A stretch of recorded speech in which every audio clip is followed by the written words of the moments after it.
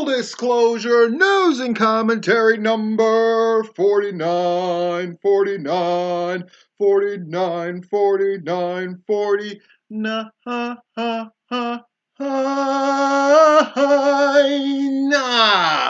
Woo! 49. That means we're less than a month away from our anniversary show. Pretty wild. Next week will be 50. And that's how many full disclosure articles that I actually wrote. So that'll be a big thing for me to match that and then surpass it. Very exciting. People had to tell me today that we're at 193 subscribers, which is phenomenal, which means we're almost at 200, which means that big 200 celebration gonna happen. What is our commentary about? Commentary is about operating from positions of strength as opposed to operating from positions of weakness. And we're going to take a look at a number of Georgia promotions to see who's doing what and throw it out there. It's something that's good for wrestling people in general, not just bookers and promoters. Thank you to Brett, Brian, Dannon, Derek, Diana, who also sent me the shirts. Ringmaster of the Shit Show. Jeffrey, Josh, Larry, not that one, the other one. Logan Frazier. Rob Rod, Southern Honor, and Double Drop Kick. Of course, a super duper special shout out to Viral Pro Wrestling, Eric Walker, aka Dynamite Soul, Transcendent, the tag team, and the OG Myron for their $25 a month in donations to Patreon to help me purchase the Goodman Awards for next year's awards. It's really wonderful and appreciated. And a special shout out because in the last week we've picked up 2 more subscribers to Patreon. Proc, the Croc, thank you. And Joseph Black, gotta fucking love that. It's always really special when the boys themselves have now become Patreon members. Of course, you get access to the video. The video that I'm going to put out most likely tomorrow is a lot of fun because I went through my Facebook messages that I receive, but if I'm not friends, it puts them in a separate category, and I usually never read that because it's usually just full of people who are like, fuck you, and blah, blah, blah, and all that kind of shit. So I don't need that fucking shit in my life, so I tend not to read them, but one of them was from Jonathan Feltner, I guess his new Facebook account. And so I was like, oh, fuck, I should probably read that. And it ended up, I fucking should have looked at that message. So then I started looking. And in those messages were some very interesting fucking things. Photos and videos and screenshots about different promotions and different people. So I'm going to put some of that shit out on Patreon. Should be exciting. Always, at any point, all that shit's in the commentary down below. In the comments section. People continue to donate to the charity that I raise money for. Much appreciated.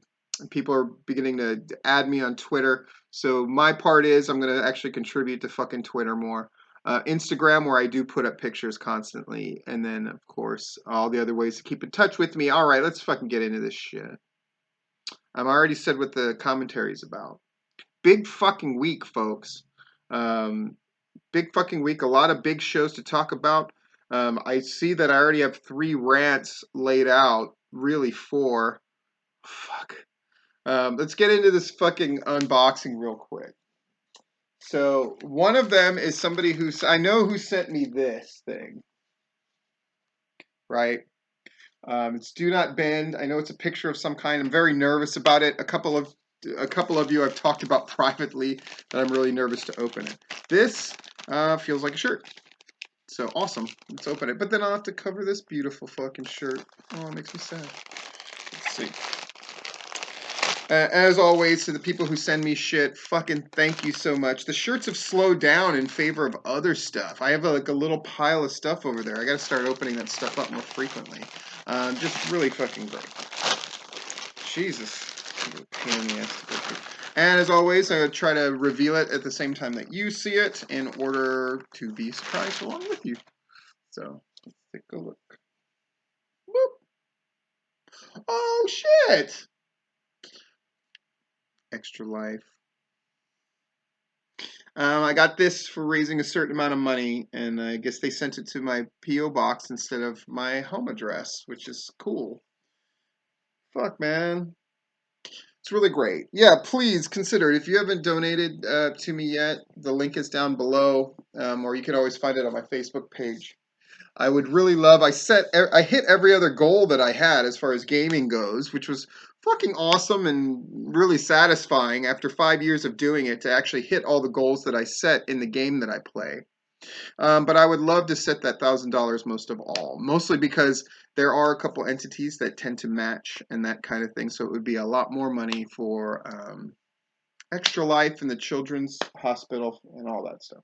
Oh, that's awesome and unexpected. And now let's open this. Fucking nervous as shit. Okay. I'll reveal it same time. Oh.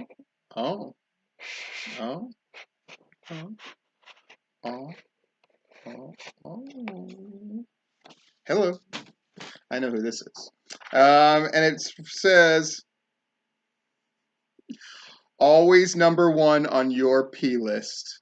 Cherry Crush.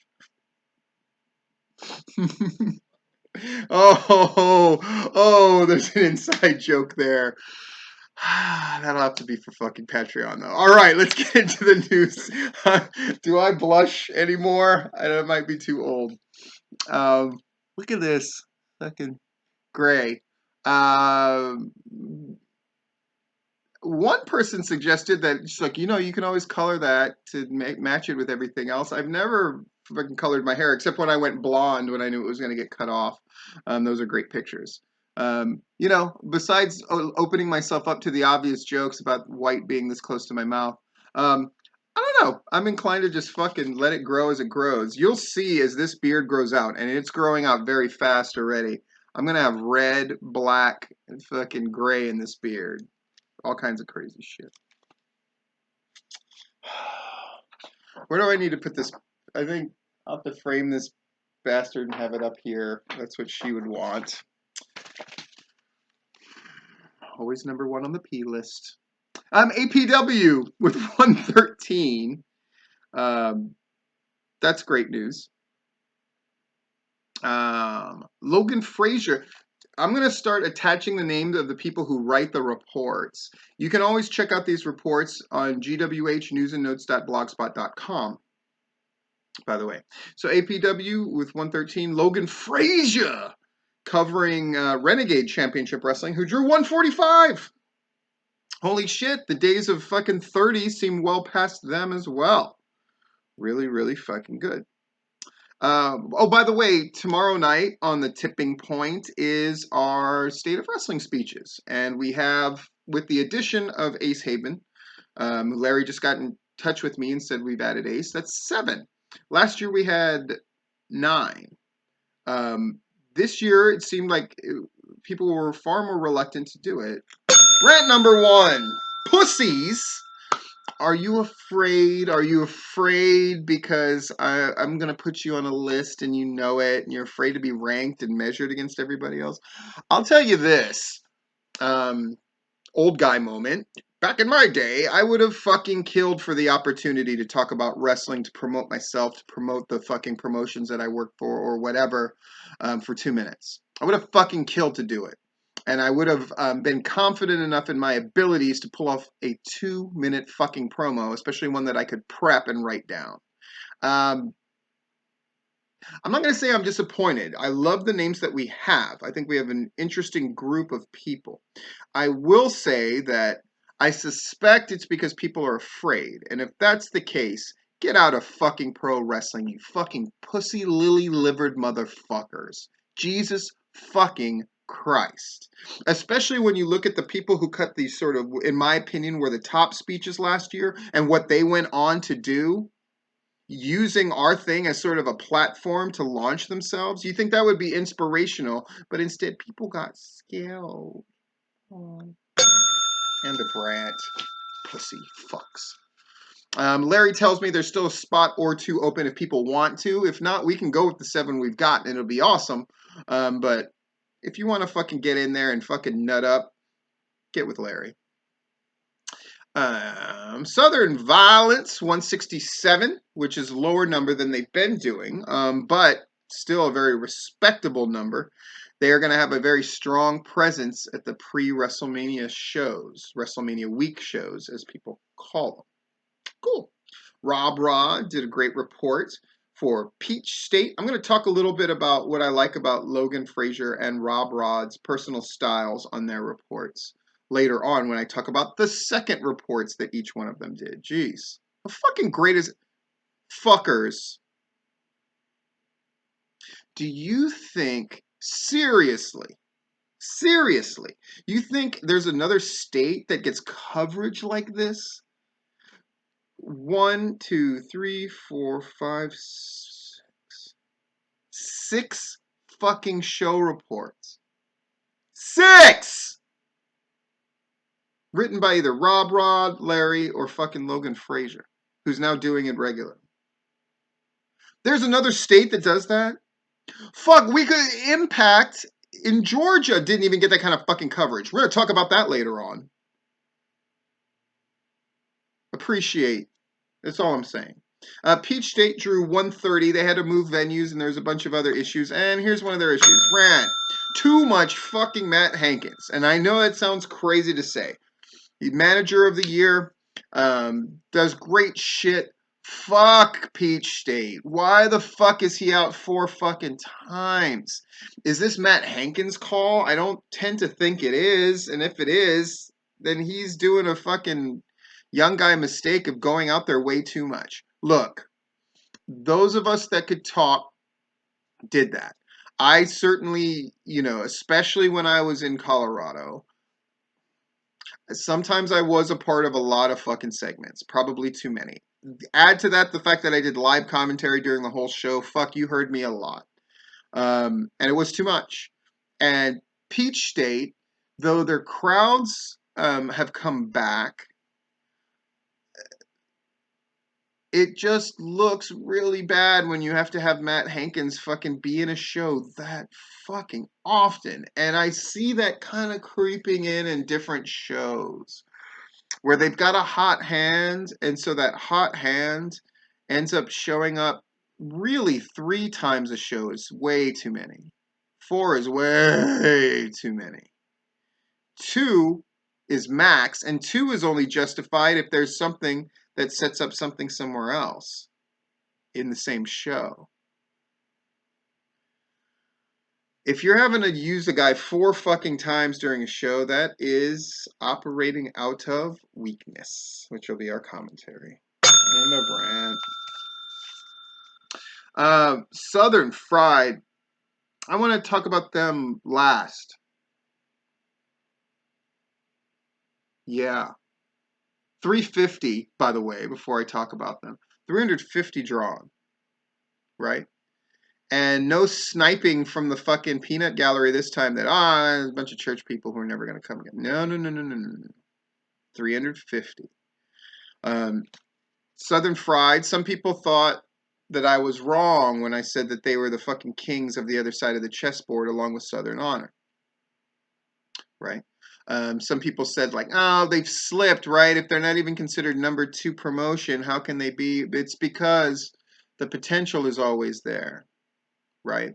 You've got Todd, a multi-time Booker of the Year. You've got a very loyal fan base. You've got a promotion that's pulled off some of the biggest shit ever and was the only legitimate contender to Southern Honor as number 1, right? So spiking the football, I'm fucking right again. No, let's just talk about Southern Fried while I'm talking about it. So Southern Fried drew 350. They've been boxed into a corner in that Michael Judas as your champion is great on one hand, but who's going to challenge him? And then they took care of that by having Tank show up. Now, it didn't get much of a reaction, and it perhaps wasn't introduced in the best way. However, it does bode for good things down the line. And I looked at Tank's promo, post-show promo, as part of my Comfortably Platinum video and picture fucking review show that I just released before this. You might want to check it out. It seems like I'm getting very good feedback on it that feels very nice. So, Southern Fried, folks, they're fucking here. In case you missed the fucking memo. They're not dead, they're not dying, and they're not fucking going anywhere anytime fucking soon. 350. Southern Honor drew 400. And now people are looking for them to get taken down. That's the price of being number one. That's the target that you have on your back, right? This picture is fucking glaring. It's good looking shit. Jesus, cover that fucking thing. Sorry. So the Southern Honor drew 400, just over 400, right? Southern Fried 350. Listen to these fucking numbers, folks. APW 113 for a non-big show. That's fucking huge for them. Renegade 145, up from 33 at one point. Southern Violence 167. Peach State 130, even with all the problems they had with venues and shit like that. Spinebuster's always at 200. Rob Rod did a fucking great report. Let me talk about fucking Rob Rod. I love his feature of doing final thoughts, where he kind of sums up a couple of things in the show and things that maybe he couldn't go into detail of, or impressions that he wants you to have at the end. I fucking think it's a great fucking feature. Yeah. Logan Frazier, we're going to talk about fucking wrestling for a cause. I like that he's become thorough and brutally honest. He takes notes well. Note in the theatrical sense where you give him a criticism and he fucking incorporates it. And when I said fucking don't be a fucking soft touch motherfucker, he wasn't a soft touch on wrestling for a fucking cause. He gave a fucking F to the Paul Lee match. Is that a surprise that the Paul Lee match got an F, Magic 8 Ball? As I see it, yes, it is a surprise. Magic 8 Ball, you're fucking stoned. Logan Frazier, he put their crowd, by the way, at 160. Spinebuster 198.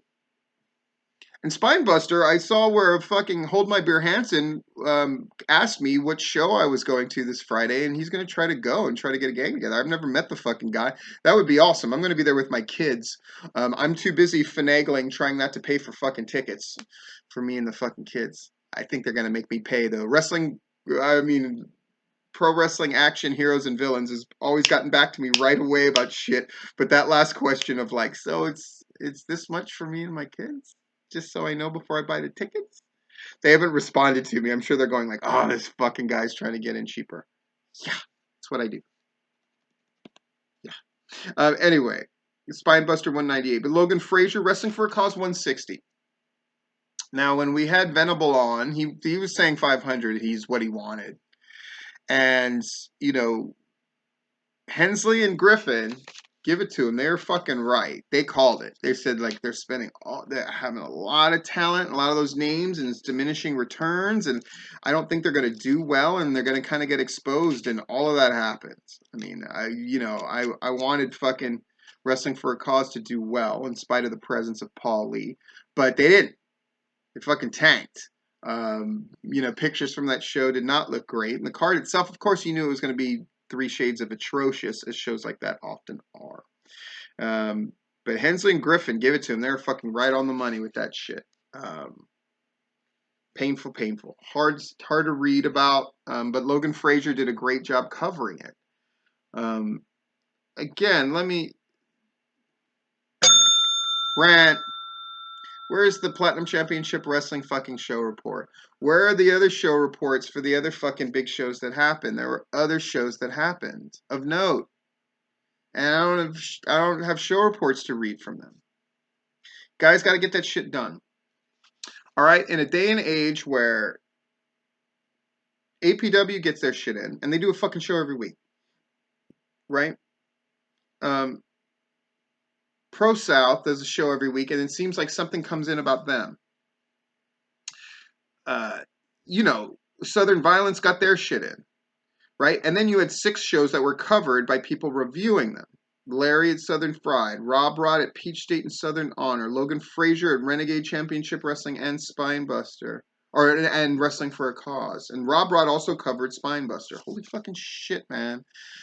This is a great time, and you want to get your stuff up there because the weird thing is if you think erroneously that getting your show reports in it's just going to get buried amongst all the other shit up there. It's the opposite. Though the more content that goes up there, like the shit that Drew Blood writes, my videos, etc., the more content that goes up there, the more people are in the habit of going to that site, and the more things get seen. That's how it works. So get your fucking shit in, folks. And South Georgia, you especially, get your fucking shit into the professors of wrestling. And I guess the professors of wrestling could forward it to us, but they shouldn't have to. You should send that shit. You should establish these fucking relationships. You should make your presence known. And it ties into the fucking thing about the speeches tomorrow night. That was one of the most fucking listened to podcasts that we did all year. It was in the fucking neighborhood of the show award. The award show. And you don't want to fucking be heard? Motherfuckers. Get on that shit. I want to talk about a tale of two different things. WrestleMania is happening on April 5th. What is that? A month away. Why is it important? It's WrestleMania. It's the biggest fucking show in our industry. And there's a bunch of things that are coming up that I said I would do around WrestleMania.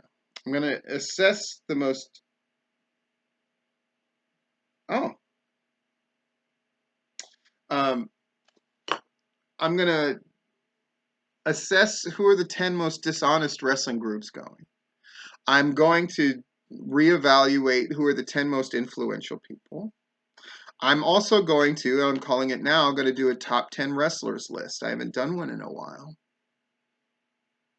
And the names on it are going to be fucking wackadoo. It's going to be completely different, both in terms of where people are ranked and the names on it from the last one I did. Lots of shit. I'm going to use WrestleMania as a touchstone because it's still really important. You know what's not important? Apparently Impact Wrestling. Because they came here and one, nobody of note attended that show. The boys did not seem excited about going to that show like they were AEW. I didn't see anybody saying they were going. And we had locals on it, right? Kiera Hogan fucking wrestled on it. Won her match against Rosemary. I love both of them, right? Su Yung, in spite of the fact that she's not technically with Impact anymore, does that mean she's going to show up in AEW, by the way? Or maybe she's going to get a call from the Performance Center. I don't know. I fucking love Su Yung. AWE uses her, and I brought her in prominently way back when because she's got fucking talent. And there's some like local interest shit that happened. I mean, the only news story really to come out of there was Scott Steiner getting hospitalized and collapsing. Why the fuck? I couldn't even get a crowd count for that show because the people that covered it, it was just a cursory like spoiler tapings, and then they had the match results, but nothing else. So why? AEW inspires, right? And I said that it was a combination of accessibility and exclusivity holding hands. That's why AEW is fucking sexy as fuck right now. Right? WWE, people are really excited about WrestleMania week, but people don't seem very excited about WrestleMania. Right? They're so exclusive that they're almost too distant for people to fucking be attracted to. Except as just sort of like ride on coattails, which I'm not saying that in a negative way. Do your thing. I fucking did WrestleMania week shows. One of the biggest we ever did. So great. But people don't seem particularly excited. But I am a little shocked that people are not excited about Impact. I mean, it was right there in fucking Atlanta, and people didn't give a shit. More people get fucking excited about the NWA tapings. Is it because they didn't use local people on it? AEW has done a little of that. NWA does more. Is that part of it? Or is it just that Impact when you look at that card, seems like a reasonably big indie in Georgia only. That even with the big stories coming out, right? Tessa Blanchard's their world champion, and she defended the title apparently, or at least wrestled against a guy on that show. But there was no hype, no buzz around that show from Georgia wrestling people. And that's not an indictment about Georgia wrestling people. That's an indictment about Impact. Is it their forward team isn't doing a good job? Is it that they didn't do a good job trying to incorporate local talent onto the show? I don't know what it is. And they did it at the Roxy, and it looked like about as many people as would go to the Impact tapings when they're at Universal, without the big section, though. We're talking like 2 rows around and maybe a few scattered people otherwise. I never got a count for the show, but I don't imagine it was all that high. But I don't know. It's worrying. Because Impact, though not nearly as big as they were in many ways, they do seem to be stable. They have the television show. And they've reined things in a way that seems manageable for them. And yet there seems to be no urge for people to work there or even support the Georgia people that are on that show. And again, that's not an indictment. I think that says more about what Impact is doing wrong. Which brings us to our commentary. Commentary.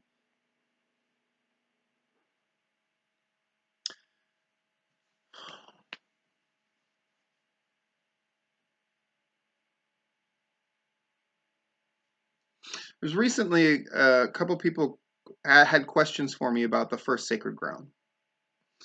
And they're like, God, you brought in a fucking lot of people. And I'm like, that was me putting PCW on the map. I didn't think that we're going to draw this incredible number, even though we had an incredible array of talent. In fact, I would say no Georgia indie has brought in that level of talent from the outside. Samoa Joe, Colt Cabana, Cassandro, Awesome Kong, El Magno, fucking Jesus, right? Roderick Strong when he was ROH champion, Adam Pearce when he was NWA world champion. We're all on that first Sacred Ground. And this is hard. I didn't think I was going to go this route, but I just started talking, and that's what I do. That was me operating out of weakness, too. I was desperate for PCW to grab attention and to be taken seriously. First Sacred Ground, if there was a storyline attached to it, it was PCW versus the world, and PCW went over most of those people, or at least got the rub. And it did put us on the map. It made dealing with people much easier afterwards. I think the boys at large saw this guy's fucking weird and he's loud, and I've heard stories about how mad he gets about shit, but he fucking swung for the fences and actually delivered that fucking show. And so did the guys. And PCW then was set. We could do our thing. We're still doing 2 shows a week minimum, all the rest of it. But it wasn't until Sacred Ground 3 that I felt like we were really operating out of a place of strength. I had set up an angle that took a year and a half to play out from before Sacred Ground 2, and then it paid off in Sacred Ground 3. And we were operating out of strength. And the people that we brought in from the outside were there really to only enhance the show. We didn't fucking need not a one of them. But they did make a show that was already a great and legendary show just even more so. I had to learn this lesson to operate out of strength. And part of the reason I had to learn it is even though I booked and helped out with other promotions before I kind of set up my own shop and put out my own shingle in Atlanta, I was always operating out of weakness. That's not to say the shows themselves were weak. They often had huge budgets. I mean, I was a part of shows where you had like fucking Rowdy Roddy Piper, right? And it got to the point where, especially in Colorado, there would always be 2 or 3 prominent names. I'm not talking about like big on the indies. I'm talking like prominent fucking names that would be on these shows, and I would be a part of them. But I never felt like we were operating out of strength. We were always like doing things in order to force something to happen instead of things growing at a natural rate. Let me give you an example of a group that shows evidence. And again, these things are subjective, but like Southern Honor is operating out of strength, right?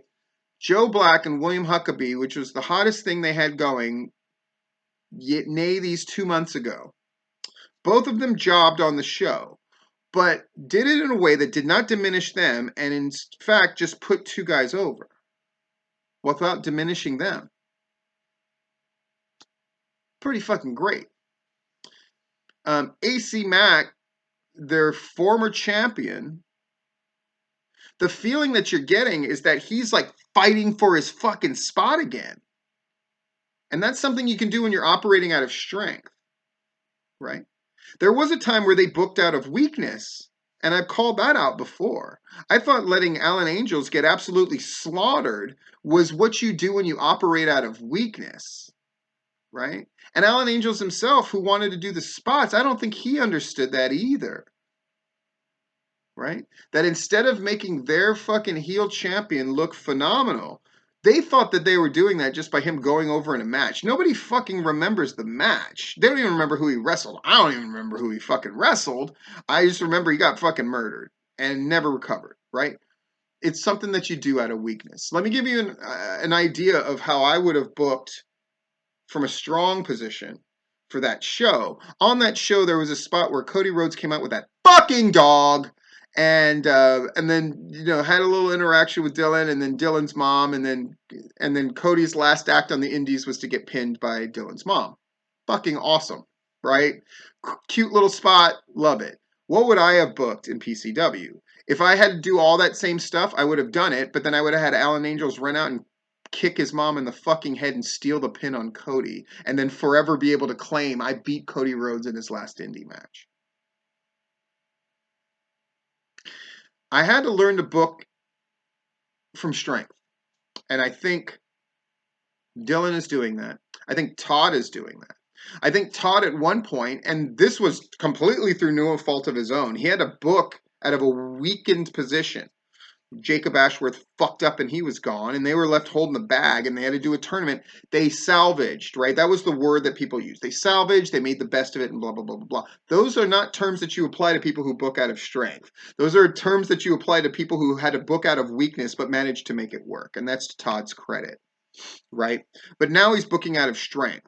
The crowds are sizable. I think he feels as if, and could just me be making too big of an assumption, but they have a champ that can actually fucking draw. I think the perception is that Michael Judas is an actual draw, and Jacob Ashworth, though he was over as a motherfucker, wasn't a draw in and of himself.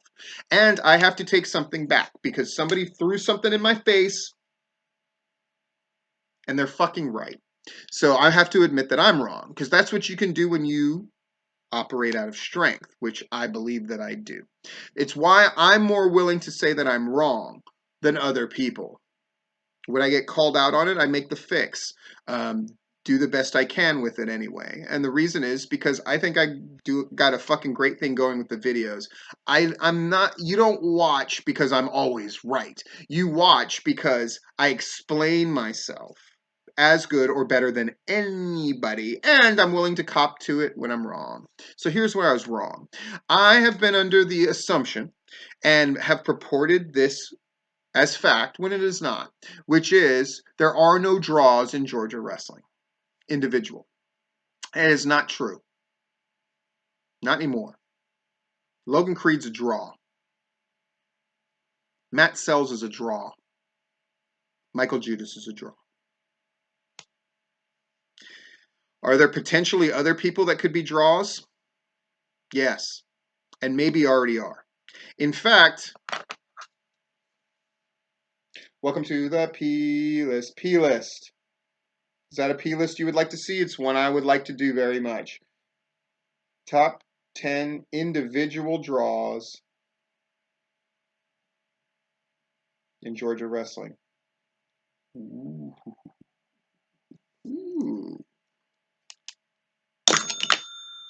It's exciting. Right now is the salad days of the year. The numbers are really fucking high. I read them earlier. Action's doing fucking better than ever. They're always around the 200 mark. Now they're in the high 200s, right? We've got fucking tournament coming up, the Southern Cup Invitational, and then you've got Scenic City at the end of the summer. And they're going to draw big numbers. And it's great. But my question is, are people going to be booking out of strength or booking out of weakness? And do they even know what that means? Hot shotting is booking out of weakness, right?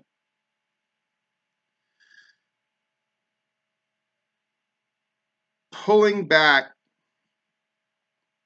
two people who are going to be a money draw for you from touching each other is booking out of strength.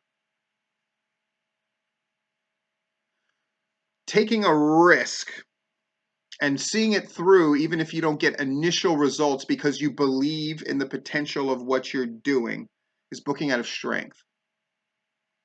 Doing something as a stunt,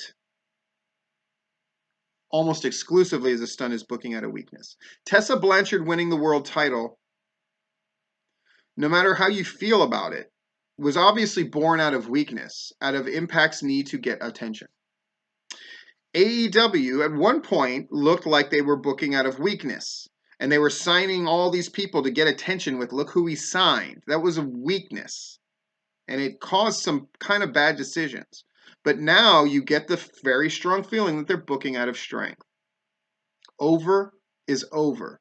They're booking so strong that Orange Cassidy in his debut match loses the match, and nobody fucking cares, and it doesn't hurt him in the slightest. That's strength. WWE is now suffering for booking out of weakness for damn near a decade. This 50-50 booking has put them in a position where nobody is over, or as over as they should be. And they're going into their biggest show of the year, and they're having to put the title on Goldberg. Now, however you feel about that, there is no doubt that that is booking out of weakness. That doesn't mean that it can't have a good result. That doesn't mean that it wasn't done for necessarily great reasons. However, it is booking out of weakness. When you take a guy like The Fiend, who you built up as this indestructible thing, and you let him get wiped out, that's undoing a lot of the work you did. It feels like a hot shot, does it not? Whether you like it or not. It's booking out of weakness. Doesn't that lens through which I have now given you help you see wrestling a lot clearer? That's why sometimes you have this nagging feeling. I just feel like this promotion's just not doing well. I can't really articulate it. Chances are it's because they're making booking decisions out of weakness instead of strength. And yes, you could always make the argument, oh, just see how things play out. And of course you should do that. But if something is born out of weakness, the chances of it coming out well on the other end are slim. Staying the course, listening to outside voices to an extent, but following your vision, making adjustments as you need to. These are all moves of a strong promoter and a strong booker. And I got to tell you right now, Georgia wrestling in general, people are booking out of strength. That might shock you to hear me say it. They're booking out of strength. And wrestlers are promoting themselves out of strength, with a few exceptions. The confidence to put more promos out, the confidence to advance your angles, the confidence to go work for promotions that maybe you're a little nervous to go work for, the confidence to declare in deeds, if not words, that you're fucking great and worth our attention and time. Because make no mistake about it, artists, performers, pro wrestlers, and managers, and the rest are arrogant The very act of performing for money is an arrogant act. It's why work metaphors don't quite apply. I should be paid for my work. I should be paid for my blah. It the answer, yes, you should get paid, but not because you're working, because in the performance realm, attention and the ability to emotionally connect is the job. And if you're not doing that job, then arguably you shouldn't get paid, right? However, when you're operating from strength, and that strength, wrestlers, I'm speaking to you now in your own careers. Are you operating out of strength? If so, you should be able to get more money. If so, you should be able to sell more shit at your gimmick table. Or you should be selling shit, period. If you're just excited to have a shirt, you're not operating out of strength, you're operating out of weakness and vanity. You should be making money on your shit. If you're truly important to a promotion, then asking for a little more money is not out of line, is it? And I can hear promoters right now, fuck you, Steve. Well, fuck me then. But it's true. Promoters, if you're operating out of strength, you should be able to create a great atmosphere in your locker room where people are content and happy. It's not to say that there aren't conflicts. It's not to say that there aren't things that need to be smoothed over. Of course there are. There always is. If you're striving for greatness, there's going to be fucking disagreements and that kind of thing. But overall, do you really have the great unified locker room that's learning? Bookers, if you're operating out of strength, are you making decisions based on making the company stronger moving forward in the long term, or trying to pop a number temporarily?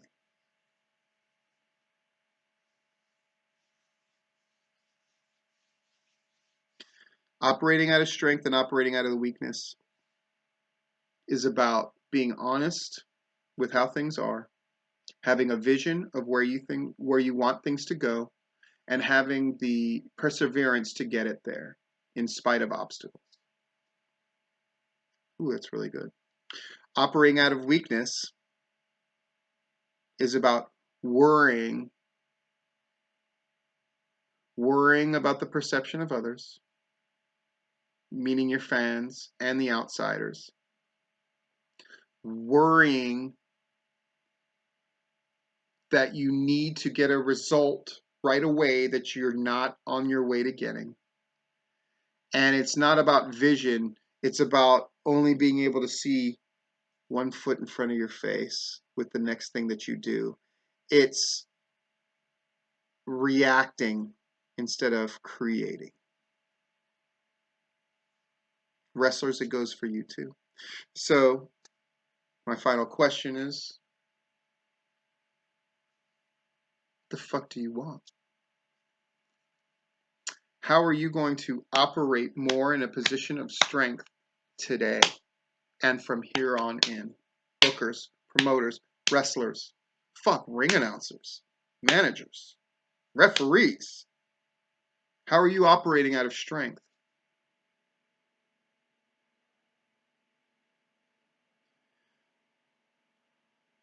I've said it before, I'll say it again. Lay your goals out there. Have them written down.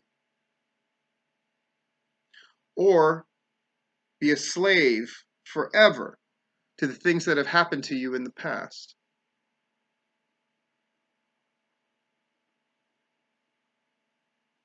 You'll notice, pat myself on the back moment, you will notice that I continue to come up with new videos ideas. Now, some of them I scrap.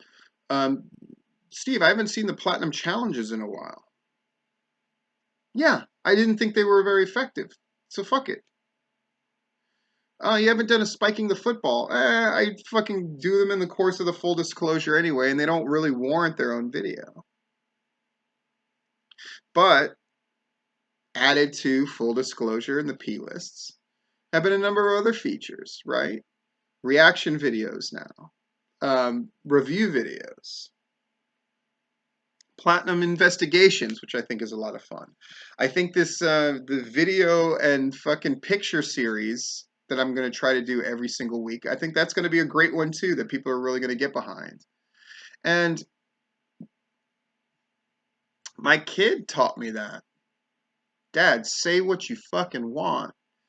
Show people your vision of what you envision, and then they will back you up as long as you don't let them down. So I'm not planning on letting you down anytime soon. I'm operating out of a position of strength. I think that's pretty obvious. And a lot of people who didn't like me at first, even if they don't like me now, they sure as fuck watch and they sure as fuck use these as discussion points. And I'm very proud of that myself. But at the end of the day, even if nobody did that, fuck you. I'm still operating out of strength and I'm having a good fucking time. And I'm just getting started. For those of you who support me, thank you so much. It only makes me stronger. And now I'm going to get going and I'm going to get working on that P list. This is my fucking life. And this has been full disclosure.